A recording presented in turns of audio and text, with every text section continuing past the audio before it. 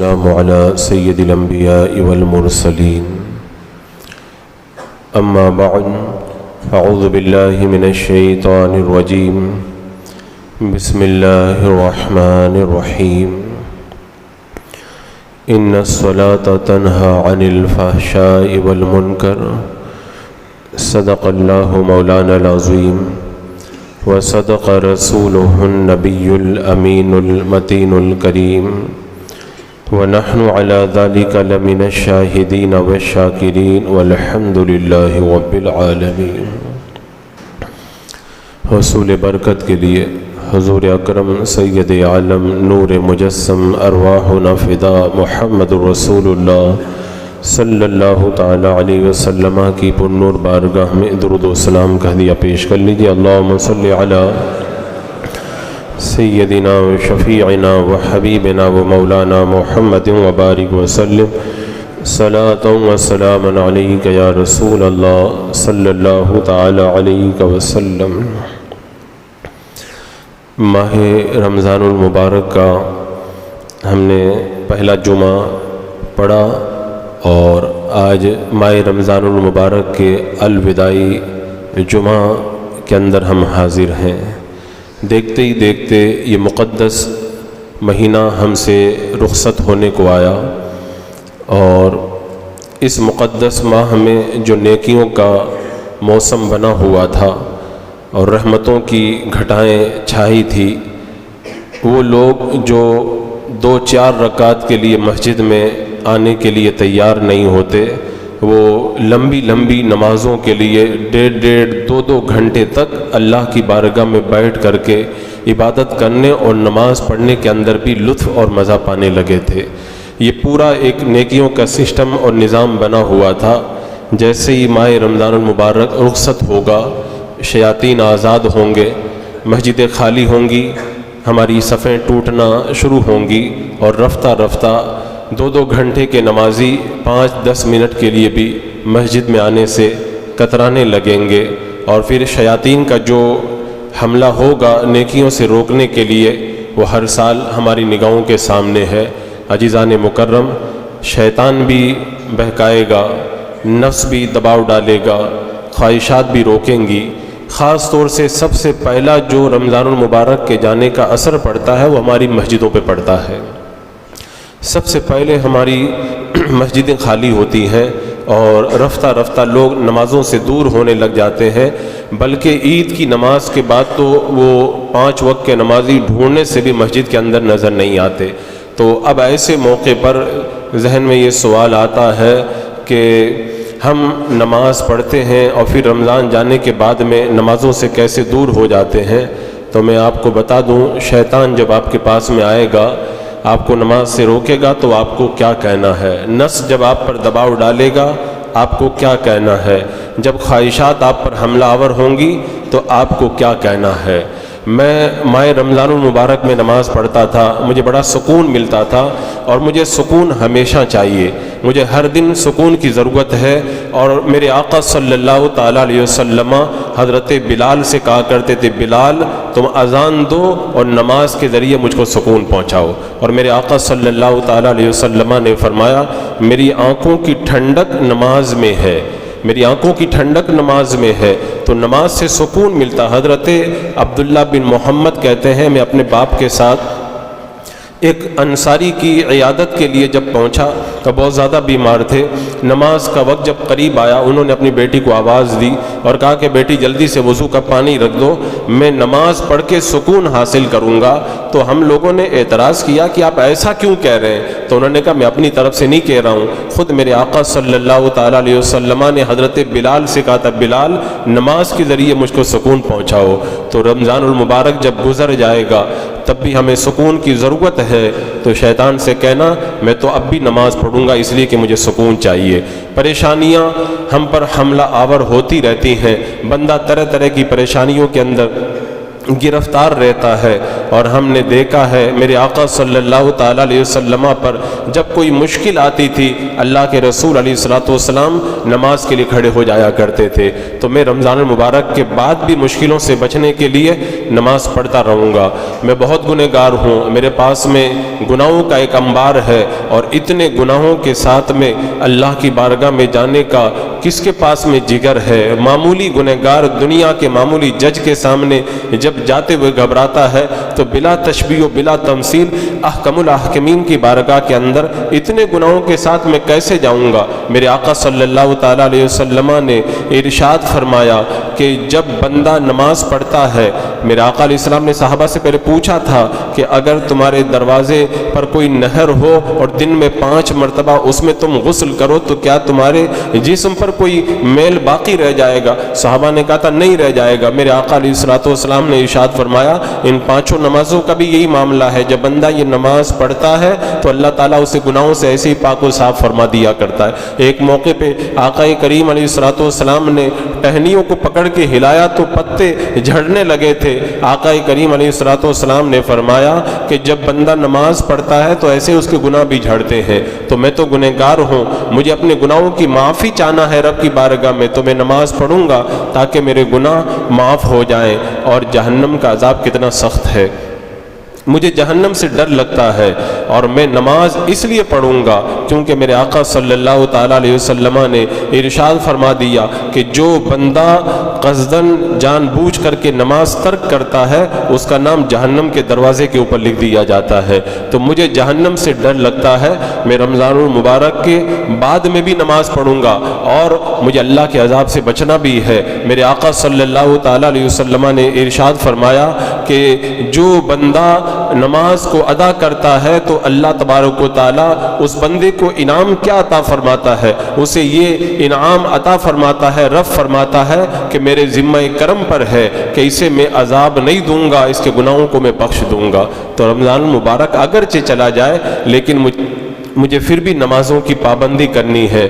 शैतान जब बहकाने आएगा तो उसे ये कहना है मुझे बहुत सारे कामों में मदद की ज़रूरत है और दुनिया के लोग हमेशा साथ नहीं निभाते, तो मुझे मददगार की ज़रूरत है। और मेरा रब कुरान पाक में फरमाता है वस्तईनु बिस्सब्र वस्सला, अगर तुम्हें मदद चाहिए तो सब्र से मदद मांगो और नमाज से मदद मांगो। जब तुम नमाज पढ़ोगे तो अल्लाह की मदद आएगी। तो मुझे मदद चाहिए तो मैं तो रमज़ान के बाद भी नमाज पढ़ूंगा ताकि अल्लाह की मदद मुझे मिलती रहे। और आज जैसे मुल्क के हालात हैं, मुझे सिक्योरिटी चाहिए, मुझे हिफाजत चाहिए, और हिफाजत के लिए बंदा चाहे जितने भी कोशिश करे, अल्लाह से बेहतर कोई हिफाजत करने वाला नहीं। और मेरे आका सल्लल्लाहु ताला अलैहि वसल्लम ने इरशाद फरमाया जो जानबूझ करके नमाज तर्क कर देता है तो अल्लाह का ज़िम्मा उससे उठ जाता है, फिर अल्लाह की हिफाजत में वो बंदा नहीं रहता।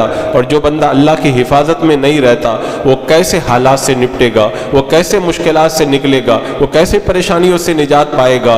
तो मुझे इन परेशानियों से निजात पाना है, इन हालात के अंदर एक बेहतरीन हिफाजत की ज़रूरत है। और नमाज बंदा जब ना पढ़े तो अल्लाह हिफाजत नहीं करता है, तो लिहाजा मैं अब भी नमाज पढ़ूंगा ताकि अल्लाह तबारक व तआला की हिफाजत मुझे मयस्सर आती रहे। अजीज़ान मुकर्रम, माह रमज़ान जब गुजरेगा तो उसके बाद में भी आपको बहुत सारे गम लायक होंगे, तरह तरह की परेशानियां आएंगी। तो गमों का इलाज क्या है? कुछ लोग गमों का इलाज दवाओं के ज़रिए करते हैं, कुछ लोग गमों का इलाज गुनाहों के ज़रिए करते हैं, कुछ लोग गमों का इलाज अपने दुनियावी वसाइल के ज़रिए करते हैं। लेकिन मेरे आका सल्लल्लाहु ताला अलैहि वसल्लम के बारे में रिवायतों में आता है कि जब भी कोई ऐसा मुश्किल मसला पेश आता था, सहाबाए किराम मेरे आका अलैहिस्सलाम की बारगाह में जब हाजिर होते थे तो देखते थे अल्लाह के रसूल अलैहिस्सलाम नमाज की हालत में। जंग का मौका होता, सहाबाए किराम जब खेमे में जाते मेरे आका अलैहिस्सलाम नमाज पढ़ते हुए मिलते थे। जब भी कोई ऐसी मुश्किल घड़ी आती अल्लाह के रसूल अलैहिस्सलाम की बारगाह में जब सहाबाए किराम हाजिर होते मेरे आका नमाज की हालत में नजर आते। तो सारे गमों का इलाज अल्लाह ने नमाज में रखा है। तो माह रमज़ान के बाद भी मुझे गमों से निजात पाना है, इसलिए रमज़ानुल मुबारक के बाद में भी मैं नमाज पढ़ूंगा। और मैंने अल्लाह की जन्नत के बारे में बहुत सुन रखा है, जन्नत के महलात, जन्नत की हूरें, जन्नत के बाग باغات، جنت کے پھل، جنت کے میوے، وہ ساری نعمتیں میں پانا چاہتا ہوں۔ اور یہ نعمتیں کس کو ملتی ہیں؟ اللہ کے رسول علیہ الصلوۃ والسلام نے ارشاد فرمایا کوئی بندہ پہاڑی پر رہے، اپنی بکریوں کو چرائے، اور جب نماز کا وقت ہو جائے وہیں پر اذان پڑھے اور بعد میں نماز ادا کرے، رب فرماتا میرے بندے کو دیکھو اذان دے رہا ہے اور اذان پڑھ کر کے نماز پڑھ رہا ہے، میں اس بندے کے گناہوں کو بخش دوں گا اور اسے میں جنت عطا فرما دوں گا۔ بندہ جب نماز پڑھتا ہے اللہ تعالیٰ اسے جنت کا پروانہ عطا کرتا ہے۔ دو بھائی تھے، وہ ایمان لائے اور ایک بھائی شہید ہو گیا اور دوسرا بھائی 1 سال تک زندہ رہا، 1 سال کے بعد انتقال کیا۔ حضرت طلحہ کہتے ہیں میں نے خواب میں دیکھا کہ جو شہید ہوا تھا وہ بعد میں جنت میں گیا، اور جو 1 سال کے بعد میں انتقال کیا وہ پہلے جنت میں چلا گیا۔ اللہ کے رسول علیہ الصلوۃ والسلام کی بارگاہ میں جا کر کے عرض کیا یا رسول اللہ، یہ تو بات نہیں سمجھ میں آئی، جو شہید ہو گیا تھا وہ پیچھے رہ گیا اور جو 1 سال کے بعد میں انتقال کیا تھا وہ جنت میں پہلے چلا گیا۔ میرے آقا علیہ الصلوۃ والسلام نے ارشاد فرمایا جس کا مفہوم یہی ہے کہ کیا اس نے 1 سال تک اور عبادت نہیں کی؟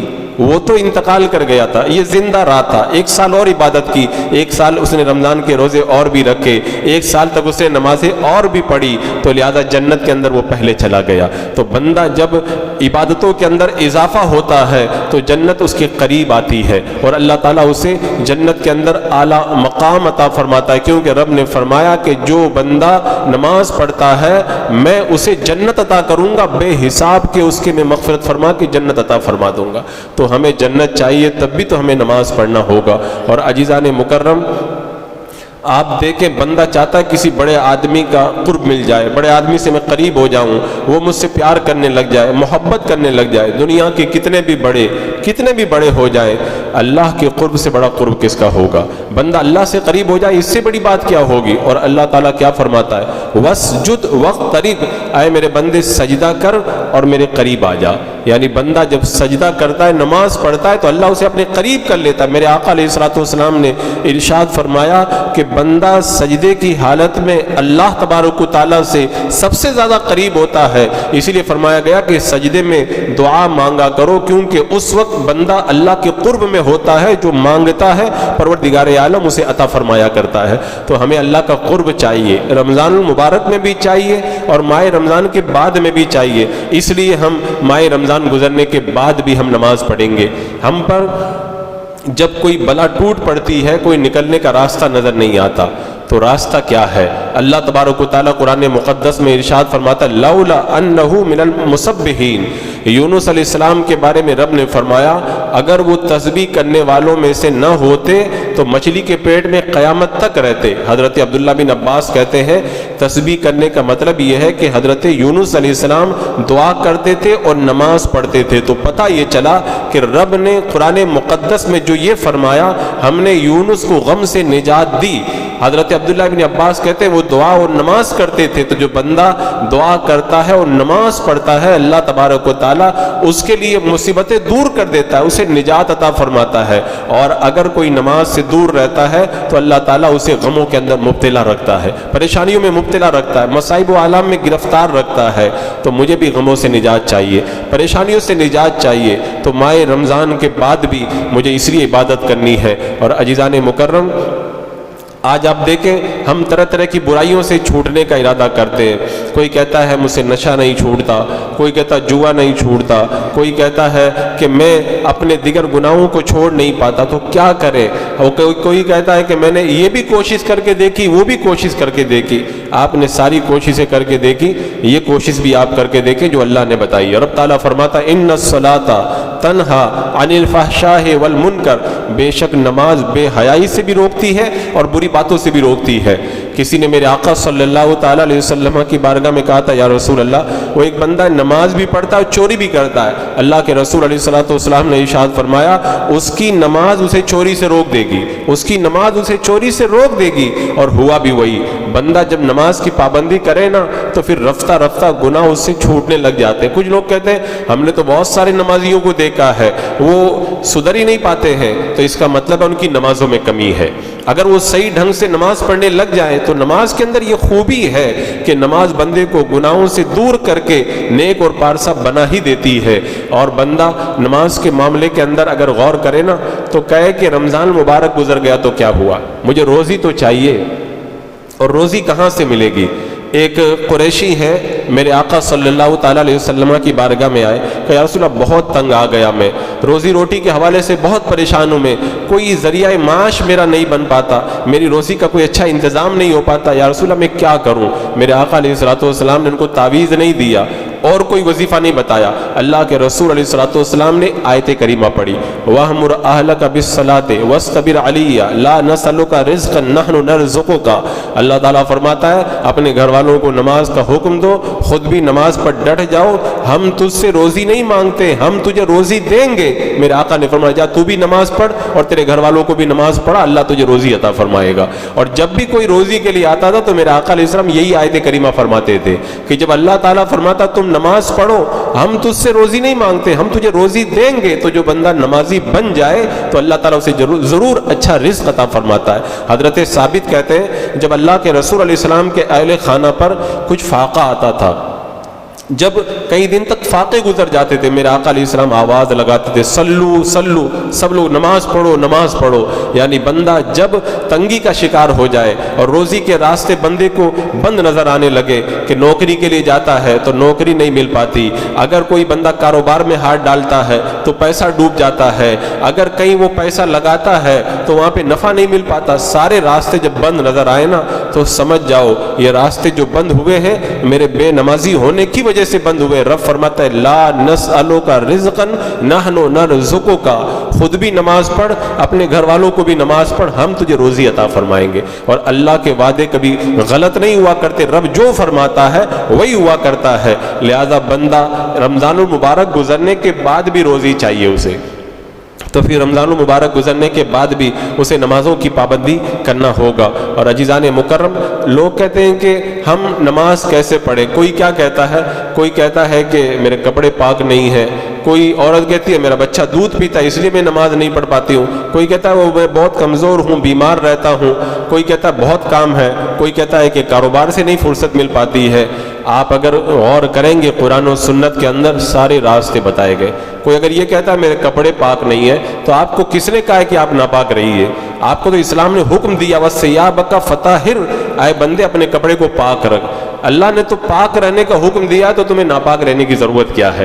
اپنے کپڑوں کو پاک کرو پھر مسجد کے اندر آؤ۔ اور اگر کوئی یہ کہتا ہے کاروبار کی وجہ سے نہیں آ پاتا تو اللہ تعالیٰ کیا فرماتا ہے رجال لا تلہیہم تجارۃ ولا بیع عن ذکر اللہ واقام الصلاۃ، وہ مرد جنہیں رجال لا تلہیہم تجارہ، جنہیں کاروبار اور انہیں خرید و فروخت نہیں روکتی اللہ کے ذکر سے اور نماز سے۔ اللہ نے تو یہ شان بیان کی ہے کہ کاروبار کی وجہ سے تمہیں نماز سے نہیں رکنا ہے۔ کاروبار سے یہ مت کہو، کاروبار سے تم جو ہے کاروبار کرو تو یہ مت کہو کہ میں جو ہے کاروبار میں لگا رہوں گا نماز نہیں پڑھوں گا، نہیں، بلکہ یہ کہو کہ مجھے نماز پڑھنی ہے، میرا کاروبار بعد میں ہے۔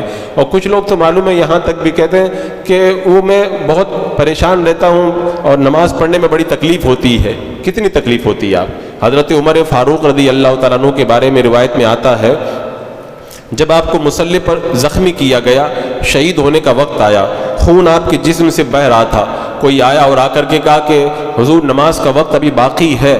حضرت عمر فاروق نے فرمایا کہ نماز کو وقت پہ ادا کرنا ضروری ہے، جو بندہ نماز کو ضائع کر دیتا ہے وہ اسلام کے حق کو ضائع کر دیتا ہے۔ اور اس کے بعد میں حضرت عمر فاروق نے کہا مجھے وضو کرواؤ، اور آپ نے اسی حالت میں نماز ادا کی کہ آپ کے زخموں سے خون بہہ رہا تھا۔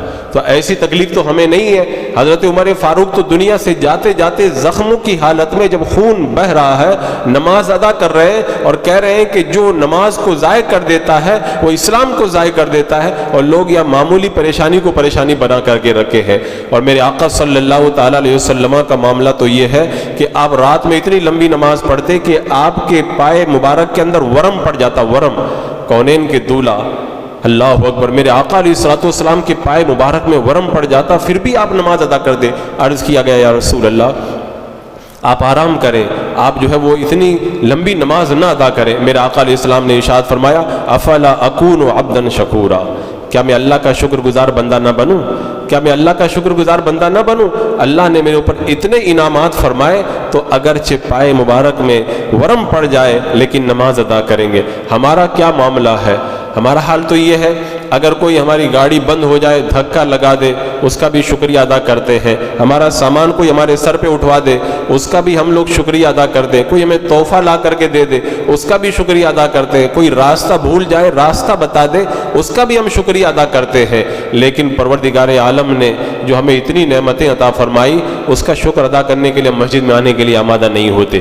روایت میں آتا ہے اللہ کے رسول علیہ السلام کو جب بھی کوئی خوشی والی بات ملتی تھی آپ نماز کے لیے کھڑے ہو جاتے تھے، یعنی میرے آقا علیہ السلام نے بتایا کہ خوشی جو تمہیں ملی ہے نا وہ اللہ کی طرف سے ملی ہے، تو اللہ کا شکر ادا کرنا تمہارے اوپر لازم ہے۔ اسی لیے مولانا روم رحمۃ اللہ تعالی علیہ نے کہا تھا کہ ٹوپی دینے والے کا شکر ادا کرتے ہو تو سر جس پروردگار نے دیا ہے اس اللہ کا شکر کیوں نہیں ادا کرتے، اس سر کو اللہ کی بارگاہ میں کیوں نہیں جھکاتے ہو؟ لیکن یہ ایک عجیب ہماری ٹریجڈی ہے کہ رمضان المبارک میں تو مسجدیں فل نظر آتی ہے اور ماہ رمضان گزرتے ہی لوگ جو ہے وہ حساب و کتاب لگا کر کے باہر نکلنے کی تیاری شروع کر دیتے ہیں۔ عزیزان مکرم، ماہ رمضان المبارک ہمارے درمیان آیا ہے پرہیزگار بنانے کے لیے، تو ماہ رمضان المبارک کے گزرنے کے بعد بھی ہمیں ویسے ہی نیک بن کر کے رہنا ہے۔ اب کوئی شیطان آ کے آپ سے کہے گا کہ ماہ رمضان تو گزر گیا اب نماز پڑھنے کی کیا ضرورت ہے، تو شیطان کو آپ کو جواب دینا ہے کہ اگر کوئی مجھے معمولی تحفہ دیتا ہے اسے میں قبول کرتا ہوں، اسے پھینکتا نہیں ہوں، تو وہ تحفہ جس کو اللہ نے دیا ہے اور مصطفیٰ جان رحمت جا کر کے لے کر کے آئے ہیں اور معراج کی رات رب نے عطا کیا ہے، اس تحفے کا میں کیسے انکار کر دوں؟ اگر کوئی معمولی عطر دے تو میں اس کو انکار نہیں کرتا، اس کو میں قبول کر لیتا ہوں۔ تو اتنا بڑا تحفہ جو رب دے، میرے آقا علیہ السلام لے کر کے آئے، اور اتنا عظیم تحفہ جس کو اللہ نے عرش پہ بلا کے عطا فرمایا، اس تحفے کو میں کیسے چھوڑ سکتا ہوں؟ اس تحفے کو تو میں دل و جان سے قبول کرتا ہوں۔ بندہ یہ تصور رکھے، یہ مزاج رکھے، اور اگر شیطان کہے تو اس سے کہنا میں نماز کیوں نہ پڑھوں؟ میرے آقا صلی اللہ تعالیٰ علیہ وسلم نے جب صحابہ کرام سے یہ پوچھا تھا کہ یہ بتاؤ کہ بندوں پر اللہ کا حق کیا ہے، تو صحابہ نے کہا یا رسول اللہ اس کے رسول بہتر جانتے۔ میرے آقا علیہ السلام نے ارشاد فرمایا کہ ان پر حق یہ ہے کہ وہ اللہ کی عبادت کریں، یعنی نماز ادا کریں۔ اور پھر جب میرے آقا علیہ السلام نے فرمایا کہ اگر بندے یہ کام کر لیں تو پھر اللہ پر کیا حق ہے، صحابہ نے کہا یا رسول اللہ اس کے رسول بہتر جانے۔ میرے آقا علیہ السلام نے ارشاد فرمایا پھر اللہ پر حق یہ ہے، اس کے ذمہ کرم پر یہ ہے کہ اللہ تبارک و تعالیٰ انہیں جنت کے اندر داخل کر دے اور انہیں جہنم سے نجات عطا فرما دے، او کما قال رسول اللہ صلی اللہ تعالیٰ علیہ وسلم۔ تو یہ اتنا بڑا اللہ کا جو حق ہے اس کو ہم ادا کرنے سے اگر کوتاہی کریں اور کہیں کہ یہ ماہ رمضان المبارک تو گزر گیا ہے، عزیزان مکرم ہمیں اپنا مزاج بدلنا ہوگا، ہمیں اپنا طریقہ کار بدلنا ہوگا۔ کچھ لوگ کہتے ہیں کہ ابھی تو کیا میری عمر زیادہ نہیں ہے اور جب عمر ہو جائے گی تب پڑھوں گا۔ میرے آقا صلی اللہ تعالیٰ علیہ وسلم نے ارشاد فرمایا کہ ہر نماز ایسے ادا کرو جیسے الوداعی نماز ہے۔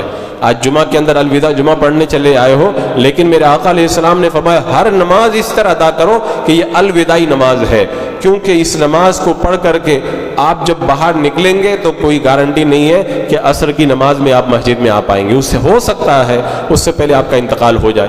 عصر پڑھ کے آپ نکلیں، کوئی گارنٹی نہیں مغرب کی نماز آپ کو پڑھنے کا موقع ملے، ہو سکتا ہے مغرب کے وقت میں آپ کا جنازہ تیار ہو رہا ہو اور آپ مغرب پڑھ چکے ہیں تو کوئی گارنٹی نہیں ہے عشاء کی تراویح میں آپ آ پائیں گے، ہو سکتا ہے اس سے پہلے مسجد سے آپ کے انتقال کا اعلان ہو چکا ہو۔ تو میرے آقا علیہ السلام نے ارشاد فرمایا ہر نماز کو ایسے ادا کرو جیسے الوداعی نماز پڑھ رہے ہو۔ تو جو الوداعی نماز ہر نماز کو سمجھ کر کے پڑھتا ہے وہ کیسے کہے گا کہ ابھی تو بہت عمر پڑی ہے، بڑھاپے میں مسجد پکڑ لیں گے اور پھر جب عمر ہو جائے گی سارے کام نپٹ جائیں گے تب جا کر کے میں نمازیں ادا کروں گا۔ عزیزان مکرم یہ شیطان کا فریب۔ اللہ تعالیٰ ارشاد فرماتا ہے یا ایھا الذین آمنوا لا تلھکم اموالکم ولا اولادکم عن ذکر اللہ، اے ایمان والوں تمہیں اللہ کے ذکر سے تمہارے مال اور تمہارے اولاد غافل نہ کر دے۔ اس کی تفسیر میں مفسرین فرماتے ہیں ذکر اللہ سے مراد ہے 5 وقت کی نمازیں، یعنی تمہاری اولاد اور تمہارے مال تمہیں نمازوں سے نہ روک دے۔ لوگ یہی تو کہتے ہیں وہ کاروبار کا مسئلہ ہے اور کوئی اولاد کا مسئلہ بناتا ہے، کوئی کچھ مسئلہ بناتا ہے۔ اگر تم نے اپنی اولاد اور مال کی وجہ سے اللہ کی اس عبادت کو ضائع کیا، نمازیں نہ پڑھی، تو پھر رب نے فرما دیا کہ تمہارے لیے ہلاکت ہے اور خسارہ ہے۔ تو کون بندہ ایسا خسارہ گوارا کرے گا؟ اور اس کے علاوہ بندہ یہ بھی تو چاہتا ہے کہ میں اللہ سے بات کروں۔ کون نہیں چاہتا؟ دنیا کا جو معمولی کوئی عہدے دار ہوتا ہے، آدمی اسے اپارٹمنٹ لیتا ہے بات کرنے کے لیے، اس کے پاس چکر لگاتا ہے مہینوں۔ یہ چھوٹے موٹے نیتا بھی ٹائم نہیں دیتے۔ اللہ کا کتنا کرم ہے، یہاں پہ کوئی اپارٹمنٹ نہیں لینا پڑتا، آپ دروازہ رب کا کھلا جب چاہے اللہ کی بارگاہ میں آ جائے۔ یہ رب کا کرم ہی تو ہے۔ اگر وہ چاہتا تو پابندی لگا دیتا کہ بغیر اپارٹمنٹ لیے میری بارگاہ میں کوئی نہیں آ سکتا، لیکن اس کا کرم ہے، اس نے عام اجازت دے دی ہے، جو بندہ جب چاہے، دن میں، رات میں، دوپہر میں، صبح میں، جب چاہے آ جائے۔ اور پھر اس کے بعد میں بڑے لوگوں کے پاس چلے جاؤ نا تو جلدی بات بھی کرنے کے لیے تیار نہیں ہوتے، حالانکہ وہ بڑے ہوتے نہیں ہیں، بڑے بن جاتے ہیں۔ سب سے بڑا اللہ اکبر، اللہ سب سے بڑا ہے۔ اس کی بارگاہ میں کون نہیں جانا چاہے گا؟ کون بات نہیں کرنا چاہے گا؟ اللہ کے رسول علیہ الصلوۃ والسلام ارشاد فرماتے ہیں جب بندہ نماز پڑھتا ہے تو اللہ سے باتیں کرتا ہے۔ جب بندہ نماز پڑھتا ہے تو اللہ سے باتیں کرتا ہے۔ اسی لیے حضرت مولا علی رضی اللہ تعالیٰ عنہ فرماتے ہیں جب میرا دل چاہتا ہے کہ میں اللہ سے باتیں کروں تو نماز کی نیت کر کے کھڑا ہو جاتا ہوں، اور جب میں یہ چاہتا ہوں کہ اللہ مجھ سے باتیں کرے تو میں قرآن کھول کر کے بیٹھ جاتا ہوں۔ بندہ جب قرآن کھول کے بیٹھ جاتا ہے تو اللہ کی باتیں اسے پڑھنے کا موقع ملتا ہے، اور جب بندہ اللہ اکبر کہہ کر نماز پڑھتا ہے تو وہ خود اللہ سے باتیں کرتا ہے۔ اے اللہ الحمدللہ رب العالمین، سب تعریف تیرے لیے ہے، تو رحمان ہے، رحیم ہے، مالک یوم الدین ہے، ہم تیری عبادت کرتے ہیں، تجھی سے مدد چاہتے ہیں، اللہ میں سیدھے راستے پہ چلا۔ بندہ نماز پڑھتا اللہ سے باتیں کرتا۔ کون نہیں چاہے گا میں اللہ سے؟ کیا صرف رمضان المبارک کے مہینے میں اللہ سے باتیں کرنا چاہتے؟ بندہ رمضان میں بھی یہی چاہتا ہے، ماہ رمضان کے گزرنے کے بعد بھی بندے کی تمنا یہ ہوتی ہے کہ اللہ سے میں باتیں کروں۔ تو لہذا شیطان بہکائے تو اسے کہنا رمضان گزر گیا تو کیا ہوا، مجھے اب بھی تو رب سے باتیں کرنی ہے۔ اور پھر ایک بہت بڑی بات اور بھی ہے، وہ حدیث ایک روایت میں آیا ہے کہ قیامت کے دن اللہ تبارک و تعالیٰ ایک بندے سے پوچھے گا کہ اے بندے تو نماز کیوں پڑھتا تھا، تو عبادت کیوں کرتا تھا؟ تو بندہ کہے گا اے اللہ میں نے تیری جنت کے بارے میں سنا تھا، تیری جنت بڑی شاندار ہے، تو اسی کی امید کے اندر میں تیری عبادت میں رات دن لگا رہتا تھا، پیاسا رہتا تھا، بھوکا رہتا تھا، میں نمازیں پڑھتا تھا۔ رب فرمائے گا جا میں نے تجھے جنت عطا کر دی، تیرا جو چیز چاہے وہ جنت کے اندر تو نعمتیں حاصل کر۔ ایک اور بندے سے اللہ پوچھے گا تو نے میری عبادت کی کیوں کی؟ وہ بندہ کہے گا مولا تیری جہنم کے بارے میں نے سنا تھا، وہاں کے خوفناک اور ڈراونے عذاب کے بارے میں نے سنا تھا، مجھے ڈر لگتا تھا، اے پروردگار عالم اس لیے میں تیری عبادت کرتا تھا تاکہ جہنم سے بچ جاؤں۔ رب فرمائے گا میں نے تجھے جہنم سے بچا لیا، جا جنت کے اندر نعمتوں سے فائدہ اٹھا۔ پھر اللہ تبارک و تعالیٰ ایک بندے سے فرمائے گا اے بندے تو میری عبادت کیوں کرتا تھا؟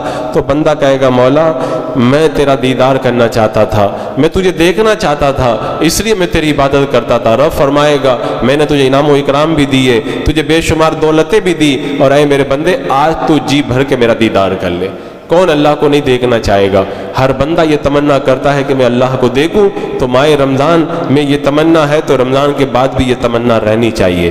رمضان کے بعد یہ تمنا ٹھنڈی نہیں پڑنی چاہیے، ماہ رمضان کے بعد میں ان آرزوؤں کے اوپر اوس نہیں پڑنی چاہیے، یہ امیدیں اور یہ یقین برقرار رہنا چاہیے اور اس کی تیاری رہنا چاہیے۔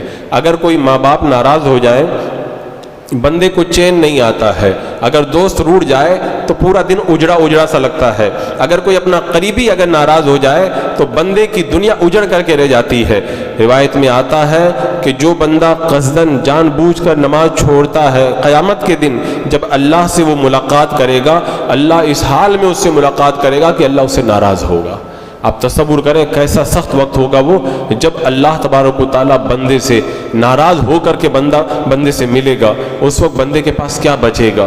عزیزان مکرم اگر رب کو ناراض نہیں کرنا ہے تو پھر ہمیں تب بھی نماز پڑھنا ہوگا۔ شیطان بہت ساری باتیں لا کے تمہیں بہکانے کی کوشش کرے گا، ہر ایک کا جواب تمہیں دینا ہے، تمہیں اس سے کہنا ہے کہ ماہ رمضان میں جیسے مجھے ضرورت تھی ماہ رمضان کے بعد بھی مجھے ضرورت ہے، ماہ رمضان میں مجھے روزی چاہیے تھی بعد میں بھی چاہیے، ماہ رمضان میں مدد چاہیے تھی، بعد میں بھی چاہیے۔ ماہ رمضان کے اندر مجھے عزت چاہیے تھی، بعد میں بھی ضرورت ہے۔ مجھے اللہ کا قرب آج چاہیے تو ماہ رمضان کے بعد بھی چاہیے۔ مجھے رب کا دیدار کی تمنا آج ہے تو ماہ رمضان کے بعد بھی ہے۔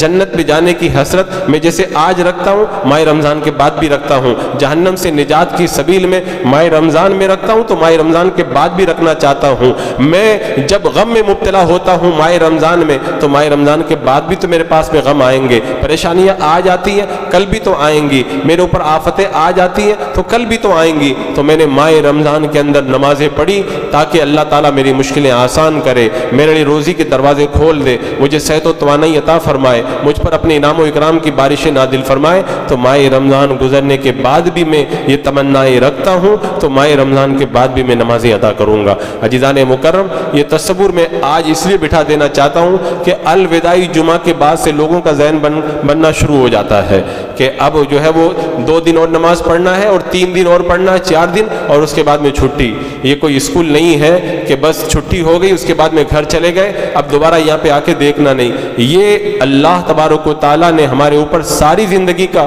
فریضہ لازم کیا ہے۔ جب تک ہمارے اندر سانس باقی ہے یہ نماز ہم سے معاف نہیں ہو سکتی۔ اللہ تعالیٰ قرآن پاک میں فرماتا وَاعْبُدْ رَبَّكَ حَتَّى يَأْتِيَكَ الْيَقِينُ، جب تک موت نہ آ جائے تب تک اللہ کی عبادت کرو۔ یہ کس نے کہہ دیا کہ جب تک رمضان کا عید کا چاند نظر نہ آ جائے تب تک عبادت کرو؟ رب نے یہ نہیں فرمایا، رب نے تو یہ فرمایا جب تک تمہاری جان نہ نکل جائے، موت کا وقت نہ آ جائے تب تک تمہیں عبادت کرنا ہے۔ تو یہ تصور بنائیں اور اللہ کی عبادت کے اندر دل لگائیں تاکہ قبر کے اندر بھی آسانی ہو، حشر میں بھی آسانی ہو اور آخرت کے اندر بھی آسانیاں پیدا ہو۔ اللہ رب قدیر ہمیں ماہ رمضان کی طرح ماہ رمضان کے بعد بھی پکا سچا نمازی بن کر کے رہنے کی توفیق عطا فرمائے۔